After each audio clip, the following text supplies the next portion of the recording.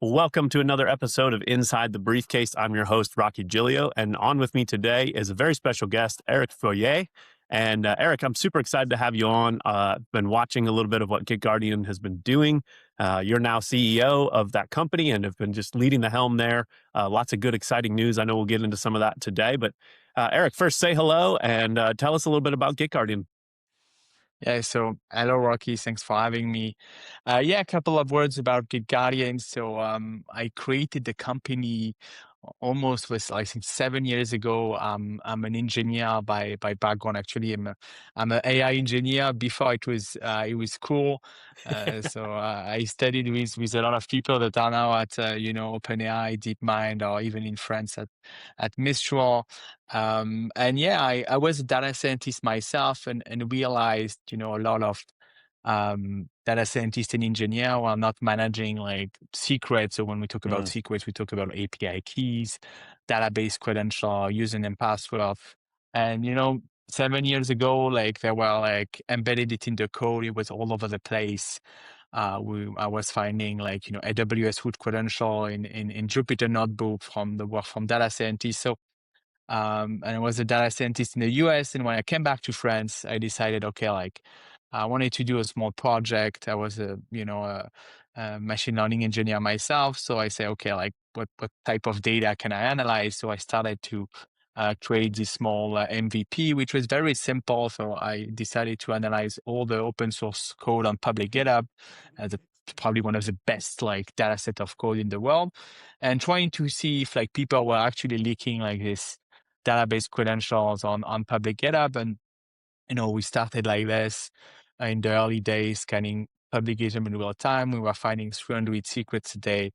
And we were shooting emails to developers saying, be careful, you left the secrets here. You should not do that. You should use environment variable or secrets manager. And we got a very positive feedback from the community. And after deep diving into the data, the founding story of GitGuardian is very, very interesting. I was actually looking at the logs of this personal project of mine, which at the time was not a company. And one day I discovered like, the Slack admin key of the NASA. And we say, okay, like we are not playing anymore. We are not finding, credentials from developers creating an open source project on the weekends. Actually, it was counterintuitive at first. Like we're finding like credential belonging to company, giving access to very sensitive data.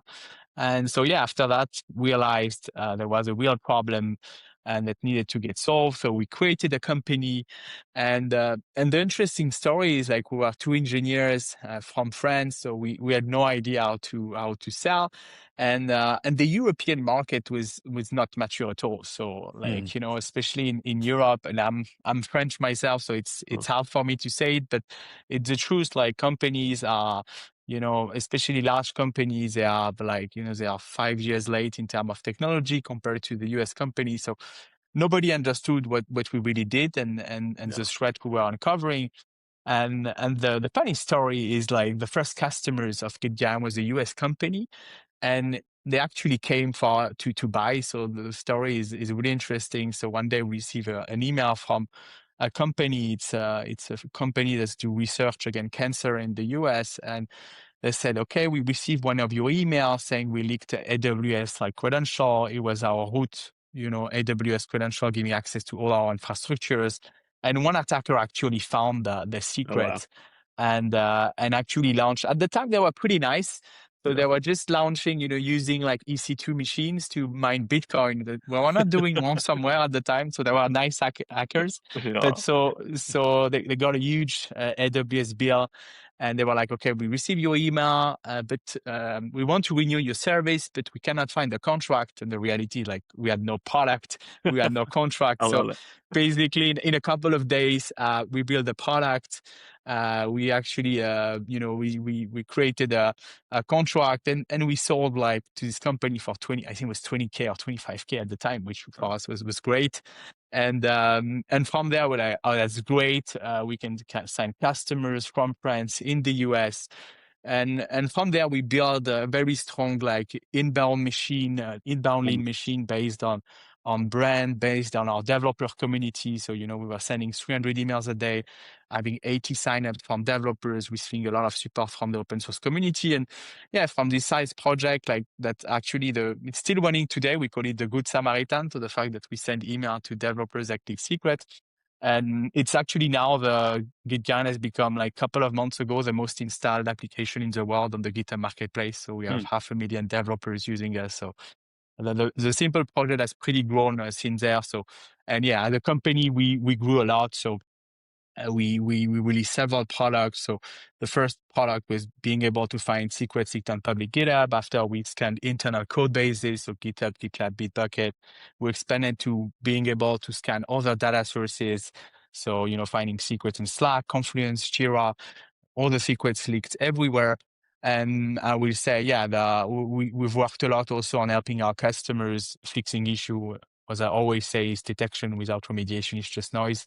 So we need to help our customers fixing issues. And yeah, from there we grew a lot. And now, yeah, the mission of GitGuardian is to help companies fight against leaked secrets and better protect their non-human entities and AI agents.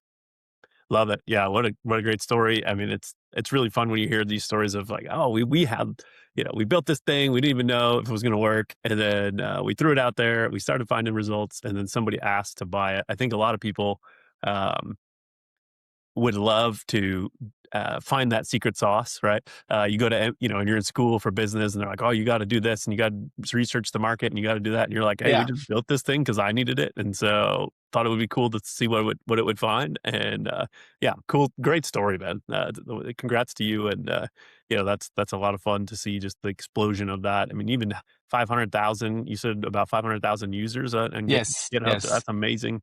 I think before we started recording, I was mentioning, I've seen GitGuardian. I'm pretty sure this is what you guys do. Like, make sure I'm not wrong, and yeah, just appreciate the effort there. I work in the cyberspace for my day job, and we see so much of that, even today, where we all know that's bad, right? We know it's bad to put Yeah. secrets in places and to store them in text files or to put them in Slack. But in the heat of the moment, when you got to get this thing done and, you and I are going back and forth on Slack and you're like, hey, I can't get this thing up. And I'm like, oh, you need the key. And I just shoot you the key Yeah. because I want to get it done, and so then off we go to the races. And then, we never go back and clean up that Slack message or clean up that file or move it to an environment file or move it into our password. Like nobody ever does that, right? Even though we all know we should. And so that's really neat. So talk a little bit about that and kind of what you've been doing since as you guys have grown. Maybe share a little bit more about just the maturity of that market and what you're seeing. I think that is an area where we continue to see problems, and so maybe as you're right there with your hands in that day to day. What are you seeing from a customer maturity perspective? Maybe. Yeah, no, it's really interesting what you share, because at the end of the day we are solving we're trying to fix human mistake. And I have a lot of prospect and customers telling me like, oh, but why are developers like are coding secrets in code? Why are they sharing them? And it's just the human nature when you think about Yeah. it. And what I told them also is like, for us, like there was two big like revolution that accelerated the problem that we've been solving for over the past like 7 years. So the first one that happened before GitGuardian was like the cloud and DevOps revolution. So we Hmm. moved to a world where like infrastructure was on-prem infrastructure inside corporate network behind a firewall. You had very few credentials that were owned by very few individuals with very high privileges, with basically IT administrator. So it's really the world of PAM, so privileged access management. And we Yeah. moved to a world where like workloads, machines, application moved to the cloud. And now, we were giving the keys to the kingdom to developers. So they were able to provision infrastructure, they were able to have access to databases, they were able to have access to secrets. So it created a first explosion of the number of secrets and non-human identities. And I think now we're facing a second wave, which is Yeah. which is even crazier when you think about it, which is like the AI agent revolution, where like now it's we have like this new paradigm, which is AI agent, and every company in the world is trying to deploy agent at a very fast pace. And to be like efficient, this agent need access to data sources, and to Yeah. get access to data, they need like credential, because there is no like very like safe protocol right now to give like an identity and access to these AI agents. And just like the number of secrets we found have been we find every day have been skyrocketing. And on top of that, which is the stuff that a lot of people underestimate, is when you look at all these coding agents like Cursor, Claude, and all the vibe coding today, it opens the possibility to people that are non-engineers, that are Yeah. untrained, non-developers, to build application. And I'm often talking about that with customers. It's like, it's not that the LLM will, like, in the early days of the LLM. So, if you look at OpenAI models and the first model from like 18 months ago, you were able to actually like get API keys from the training set because they had been trained on public GitHub. And if you did a really smart prompt, you could get API keys from other people. But now like LLM are way more powerful. They can write like mostly secure code, and or if the code is not yet secured, it will become really safe in the next 12 months. And but the issue is like it's a human making the mistake, on the generated Yeah. code.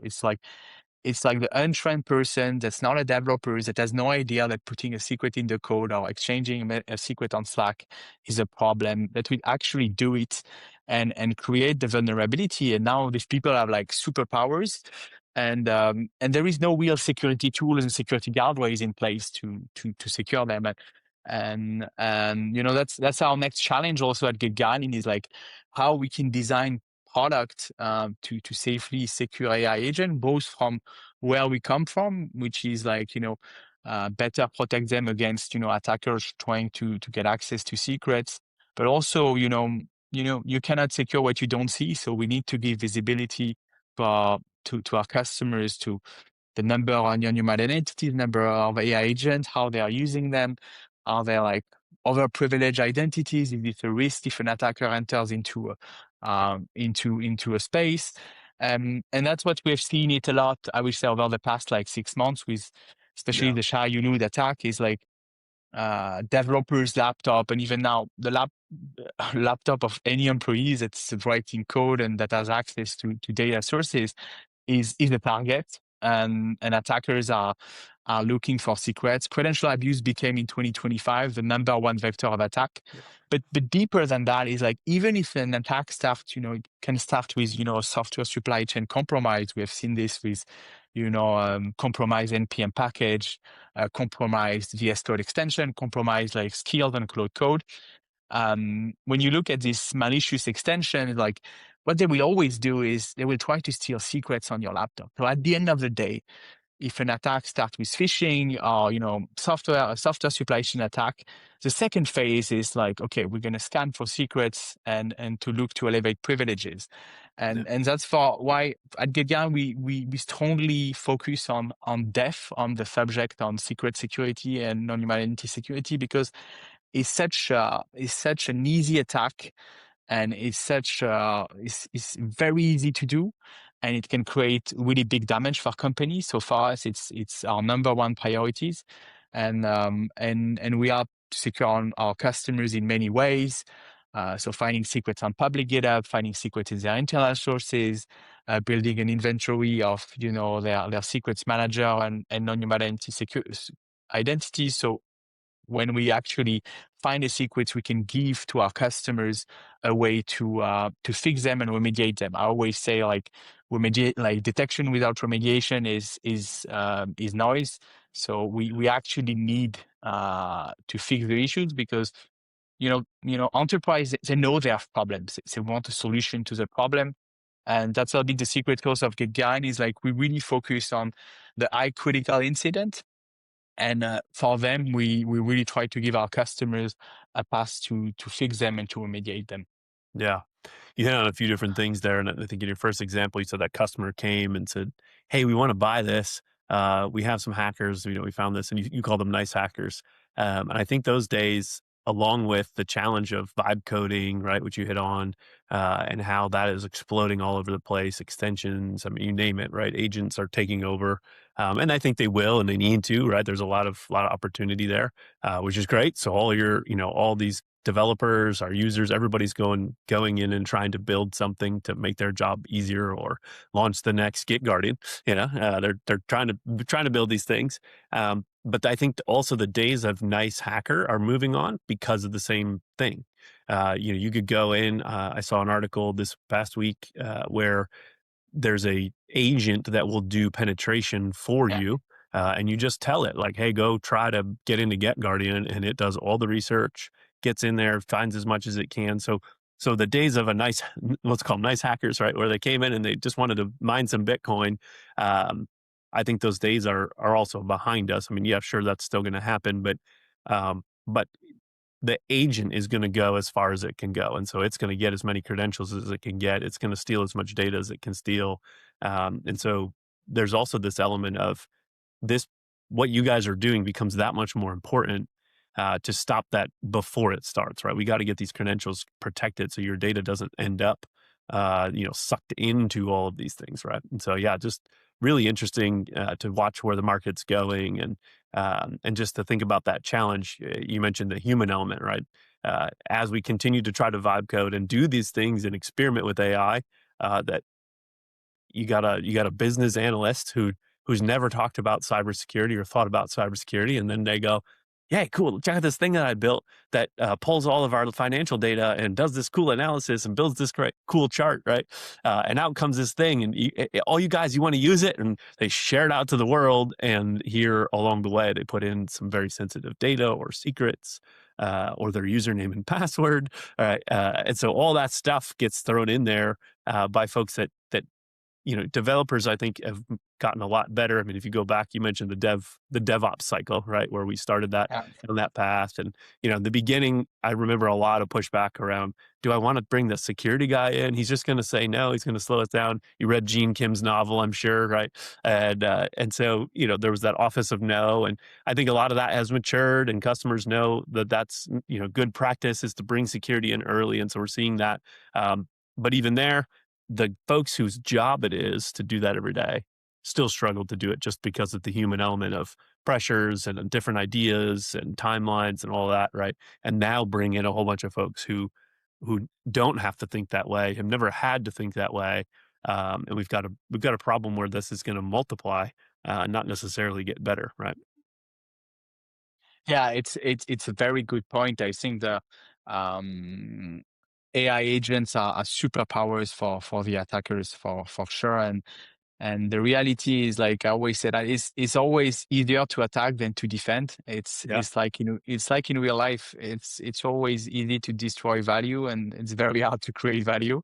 yeah, And you can be very fast at destroying things. And I think it's a big challenge right now we have on the blue teams and on the defense side is like how we can also on our side leverage AI to defend faster. yeah, And I think for me, one of the key learning here is like for enterprise to assume like zero trust mhm, on their data, on their environment. So they just should assume that it's already compromised or it's gonna get compromised. yeah, Because if they don't, it's just a question of probability, especially for large companies when you have 2,000, 5,000 developers, yeah, or you have like 10,000 applications.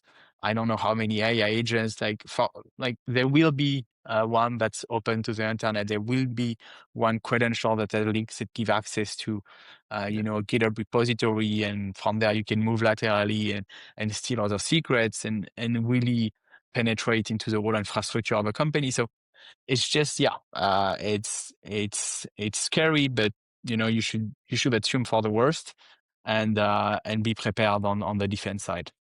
Yeah, and it's what's shocking is we know the importance of security, and still so many things aren't built with that in mind. I mean, think about like Claude Cowork. I'm sure you saw some of that Yeah. news where you give this thing permission to your computer, but you're giving it full permission if you have full permission, right? And so it's acting as you.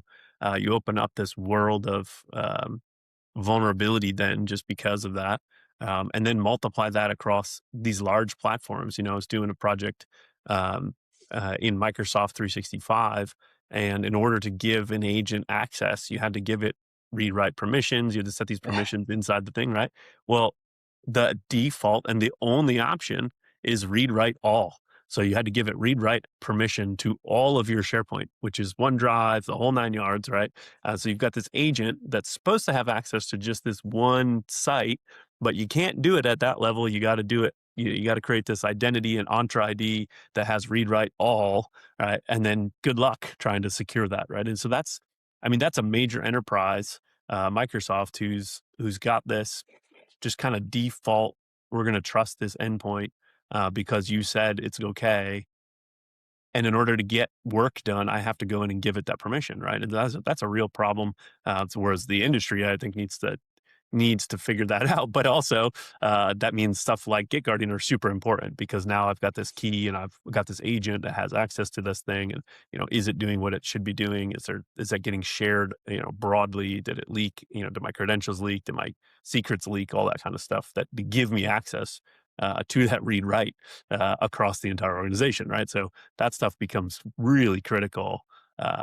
In today's age where we are trying to do all these experiments and we want them because there's productivity gains, but there's some serious risks that come with that. Yeah. It's very interesting. It's a very good point, and I've an interesting story to share about that. Is like, Uh-oh.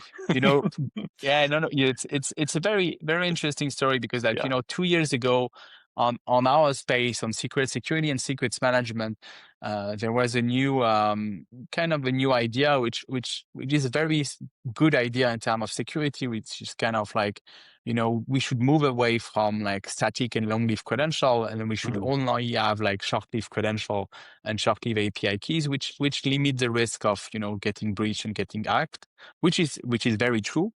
Yeah. But at the end of the day, you are dependent on the provider. And Yeah. a very interesting stuff that we discovered like last year is like we scan all the public data on GitHub, and we monitor all the new type of API keys that are leaked.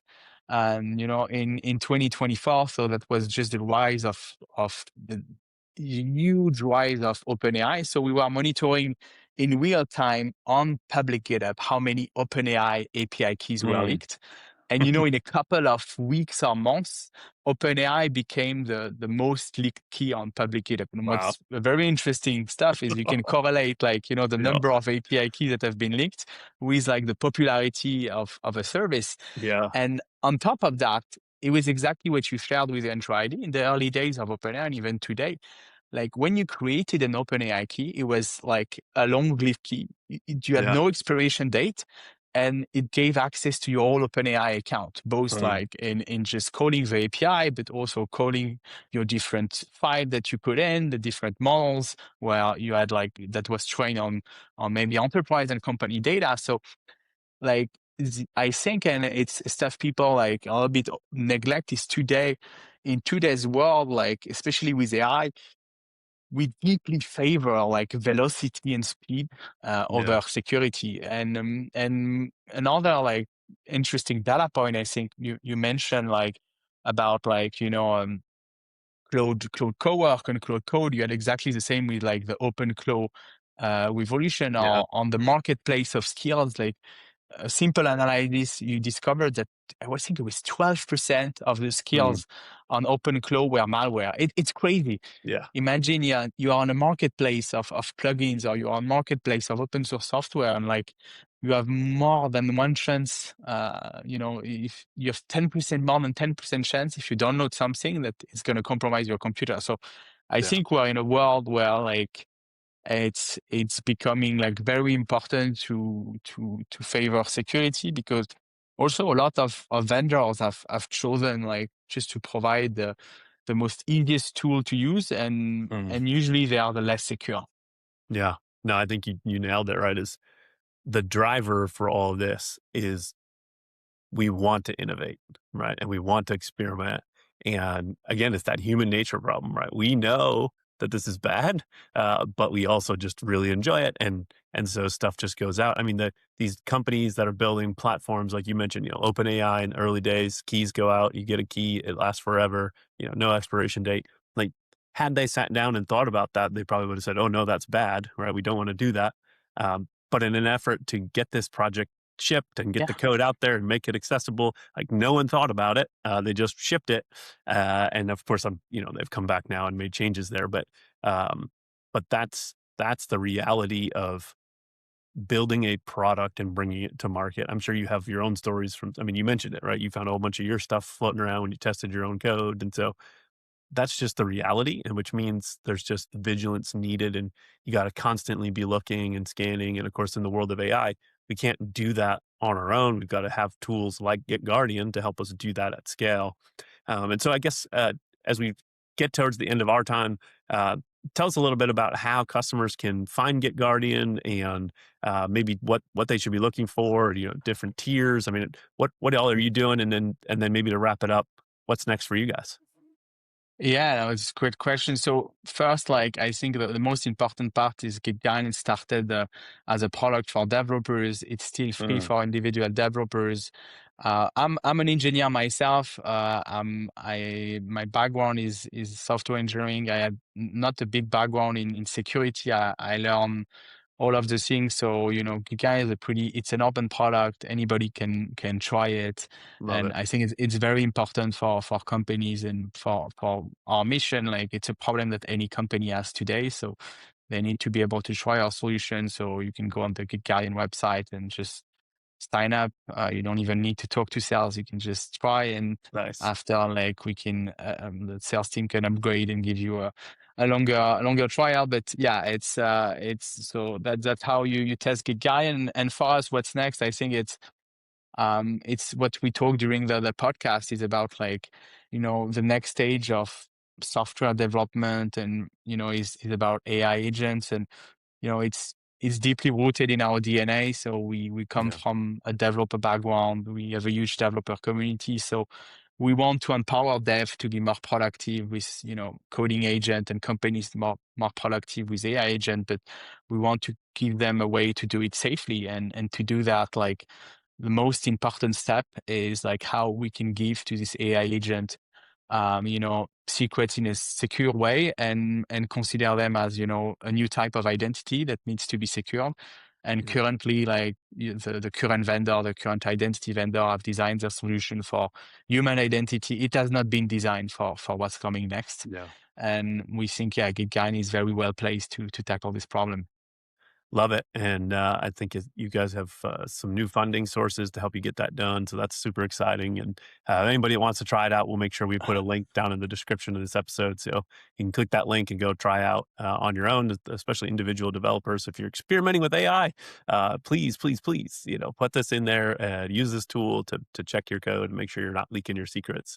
Even your home lab, becomes a place where people will attack it. So, get that stuff in there, do security well. And Eric, I think that's a great story. Like you said, hey, I'm a data scientist by trade. This stuff became or started as a hobby and became obviously your career. Um, but you've had to learn these things along the way. I think that's a good encouragement for the audience too. Is um, it's not outside of the possibility to begin to get some comprehension of what good cybersecurity looks like, but also the market.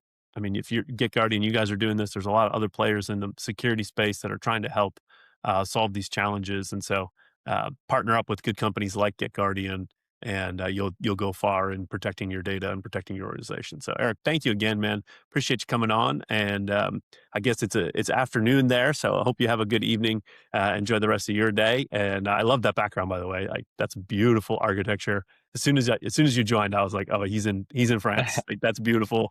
This is definitely not America. Thanks a lot, Rocky. Thanks for having me. It was great being on the podcast.